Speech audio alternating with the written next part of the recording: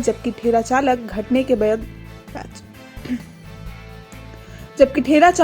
के बाद मौके से फरार हो गया। जानकारी के अनुसार शनिवार की दोपहर लगभग 3 बजे ठेला पर लदे डालडा व गुड़ समेत अन्य सामान लेकर एक ठेला चालक रेल ट्रैक के दक्षिण तरफ से उत्तर तरफ लेकर जा रहा था।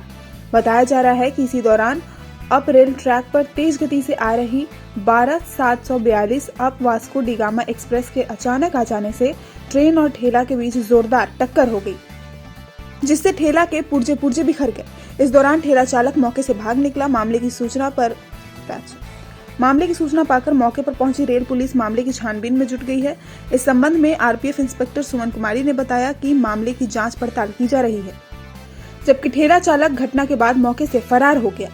जानकारी के अनुसार शनिवार की दोपहर लगभग 3 बजे ठेला पर लदे डालडा व गुड़ समेत अन्य सामान लेकर एक ठेला चालक रेल ट्रैक के दक्षिण तरफ से उत्तर तरफ लेकर जा रहा था।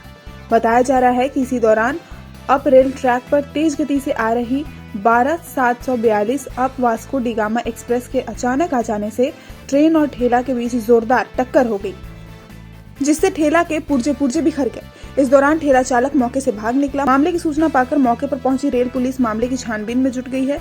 इस संबंध में आरपीएफ इंस्पेक्टर सुमन कुमारी ने बताया कि मामले की जांच पड़ताल की जा रही है।